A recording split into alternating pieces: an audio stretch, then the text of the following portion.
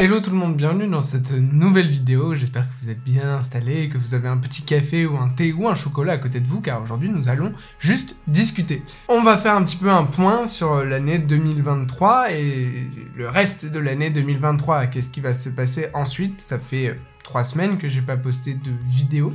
Tout simplement parce que je n'en ai plus de prête et que j'en ai tourné absolument aucune pour le moment. Donc on va discuter un petit peu de l'avenir de la chaîne et notamment sur YouTube et faire une projection sur ce qui va se passer fin 2023 et aussi début 2024. On va commencer par faire un petit point sur les vidéos qui ont été le plus attendues dans cette année 2023, à savoir celle sur la lecture de l'électrocardiogramme. Comme vous l'avez vu sans doute, je me suis lancé pour défi de faire plusieurs vidéos pour apprendre petit à petit à lire un électrocardiogramme, pour que simplement avec des vidéos vous soyez capable de lire un ECG. Le début s'est plutôt bien passé, j'ai sorti l'épisode 1 qui a été vraiment super bien accueilli, j'ai également sorti un épisode 2 qui était plus compliqué que le premier et qui a eu des très bons retours, et il y a eu l'épisode 3.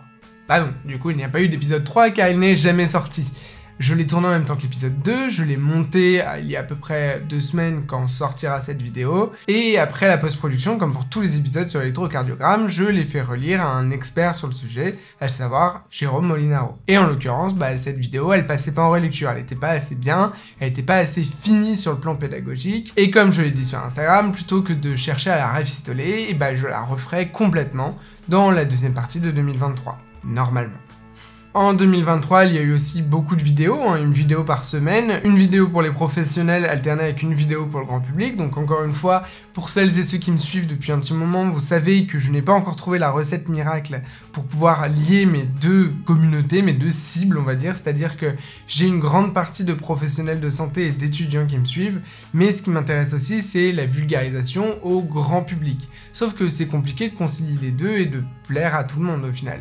Et donc à trop vouloir justement plaire aux deux cibles, je me perds un petit peu moi-même. Il y a eu un autre événement, c'est que j'ai commencé aussi à teaser le projet, dont je reparlerai un petit peu plus tard dans la vidéo, sur lequel on bosse depuis juin 2022, donc depuis 1 an et quelques mois. Et ça, je vous en reparlerai dans un deuxième temps, parce que ça me prend énormément de temps. Et il y a eu aussi quelque chose qui ne m'était jamais arrivé depuis que j'ai commencé la création sur les réseaux, c'est-à-dire une vraie pause. Je suis parti 1 mois en Asie avec ma copine et j'avais anticipé de sorte que j'avais tous mes contenus qui étaient prêts pendant ce mois-là. Donc ce qui fait qu'en fait, 2 mois avant de partir, j'ai connu le pire rush de ma vie parce que je devais préparer du contenu pour 1 mois pour pouvoir être tranquille. Et du coup, une fois que je suis arrivé en vacances, j'étais la langue pendante tellement j'étais crevé. Et du coup, ça m'a aussi permis de couper complètement tout en distribuant du contenu régulièrement sur les réseaux. Et c'est la première fois en 5 ans que je suis sur les réseaux,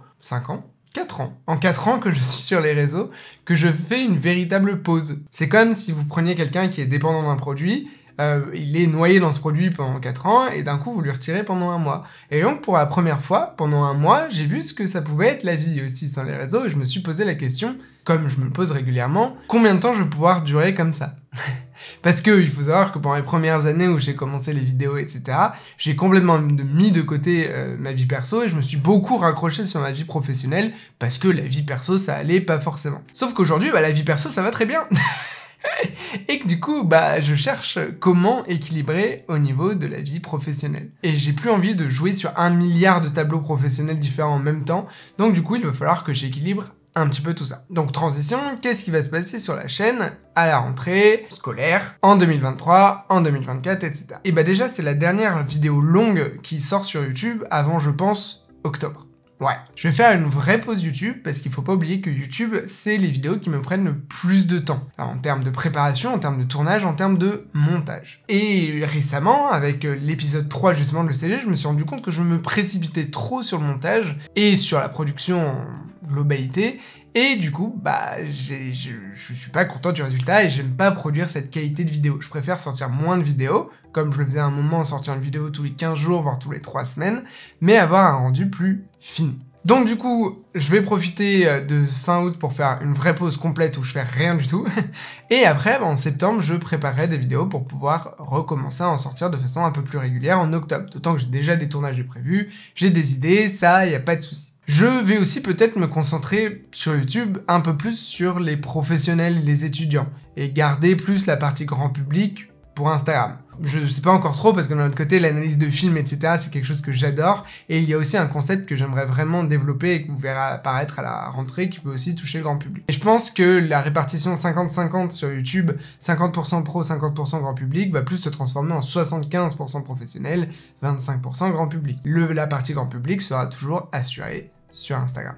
Et vous allez me dire, vous voyez sans doute sur Instagram et sur YouTube que je fais des partenariats, vous pouvez vous demander, mais alors pourquoi tu ne délègues pas de montage? Et bien tout simplement parce que je suis dans l'entre-deux, c'est-à-dire que je suis auto-entrepreneur, j'ai pas encore de société à mon nom, il faudrait peut-être que j'en crée une, mais c'est beaucoup de démarches comptables, etc. Et en fait, en tant qu'auto-entrepreneur, c'est vraiment pas pratique pour payer des monteurs. Parce qu'en fait, dans l'auto-entreprise, je déclare l'argent que je gagne, et je le déclare même si cet argent est reversé à d'autres personnes. Donc les impôts derrière, vous avez compris la problématique. Donc en fait, je suis dans cette espèce de zone entre deux où oui, j'ai des rentrées d'argent, oui, je pourrais payer un monteur, mais j'ai pas le bon statut pour aller avec le fait de payer d'autres personnes. Ça reste extrêmement compliqué. Voilà, c'est un petit point pour être complètement transparent. Donc à l'heure actuelle, je fais toujours 90 à 95% du montage des vidéos sur ma chaîne et sur Instagram aussi. Et ça prend beaucoup de temps. S'il y a une partie que j'aimerais vraiment déléguer, c'est le montage. Et pour rester dans la thématique pause, il y aura aussi une pause Instagram, je pense, pendant les 2 dernières semaines d'août, et je reprendrai progressivement en septembre. Mais j'ai besoin aussi de faire une vraie pause complète, où je publie aucun contenu, tant pis pour l'algorithme. Pour l'année 2023 et 2024, il y a 2 gros projets sur lesquels je travaille. Le premier projet qui s'appellera du coup Immersive, que j'ai déjà commencé à teaser sur Instagram. D'ailleurs, vous pouvez aller vous abonner sur ce compte-là parce que c'est là que vous aurez les informations en premier, il s'affiche juste ici.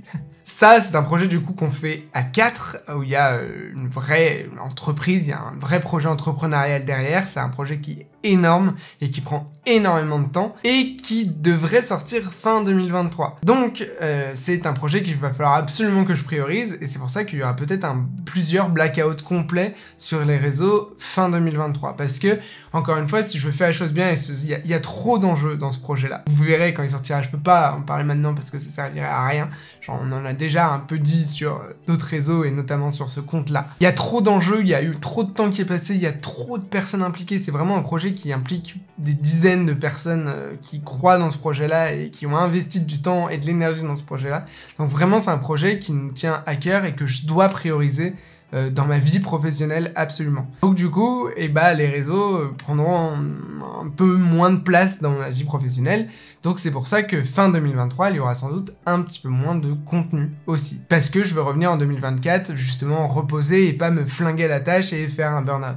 Donc c'est pour ça qu'il y aura sans doute moins de contenu sur fin 2023. Il y a aussi un projet que j'ai avec la Fabrique des Soignants, mais pareil, pour l'instant, on n'en parle pas beaucoup. On parle pas tout court parce qu'en fait c'est pas encore concrétisé et que ça ne dépend pas que de moi, mais je vais aussi faire un projet avec eux qui verra aussi le jour sur ma chaîne. C'est pour ça qu'il va y avoir une petite transformation peut-être temporaire de ma chaîne, encore une fois, fin 2023. Et il y a aussi du coup ma vie professionnelle, la vraie, on va dire celle dans la vraie vie, d'infirmier anesthésiste au SAMU, qui me prend beaucoup de temps, mais qui est assez compatible, qui est bien plus compatible que quand j'étais à l'école, quand j'étais en master, avec ce que je fais sur les réseaux. Mais voilà, il faut que j'arrive à trouver l'équilibre entre les deux, et c'est pour ça qu'aujourd'hui, le temps de me poser, le temps de repréparer mes contenus, je préfère arrêter pendant 1 mois et demi les vidéos sur YouTube, le temps de préparer les prochaines. Vous inquiétez pas, il y aura quand même des shorts et des trucs qui sortiront. Mais voilà, j'aimerais beaucoup aussi faire le live dont j'ai parlé sur Instagram, mais j'ai pas eu le temps de le faire. Il y a plein de choses dont j'ai envie de faire, mais vraiment aujourd'hui, j'apprends à mieux gérer ma vie personnel et du coup j'apprends aussi à structurer. Donc voilà, si vous me suivez depuis des années, je vous demande un petit peu de patience, mais non, je n'arrêterai pas sur les réseaux, ça va juste encore une fois prendre un peu plus de temps ici. Normalement sur Instagram je continuerai à produire des petits contenus etc, parce qu'encore une fois c'est moins chronophage et que je veux pas me précipiter et créer du contenu de merde ici juste pour produire du contenu. J'espère que votre été se passe bien, que vous avez tous pu prendre un petit peu de vacances parce que on en a tous vraiment besoin. En plus après ces années Covid, je pense qu'on a encore plus besoin de s'aérer, de se poser un petit peu et surtout de profiter aussi de sa vie personnelle quand on a des métiers aussi prenants que les nôtres. Je vous dis à la prochaine, portez-vous bien, salut! I'm in a big house with people I don't know. There's a reason, but it's not clear.